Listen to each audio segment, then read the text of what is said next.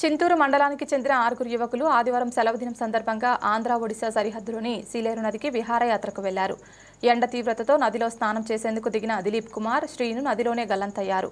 వెంటనే మిగిలిన స్నేహితులు పోలీసులకు సమాచారం అందించగా చింతూరు ఎస్ఐ పి రమేష్ కుమార్ ఆధ్వర్యంలో రెస్క్యూ బృందాలు అత్యాధునికమైన పరికరాలను, డ్రోన్లను ఉపయోగించి గాలింపు చేపట్టారు. కాగా ఘటనా స్థలాన్ని చింతూరు ఐటీడీఏ పీఓ అపూర్వ భారత్ సందర్శించి అధికారులను అప్రమత్తం చేశారు. ఎన్డీఆర్ఎఫ్ బృందాలు 2 రోజులు శ్రమించి ఈ రోజు మృతదేహాలను కల్లేరు, నిమ్మలగూడెం రేవుల వద్ద కనుగొన్నారు. మృతదేహాలను పోస్టుమార్టం నిమిత్తం ఆసుపత్రికి తరలించి పంచనామా నిర్వహించారు. ఈ విషాదకర ఘటనలో చింతూరు ప్రాంతం విషాదంలో మునిగిపోయింది.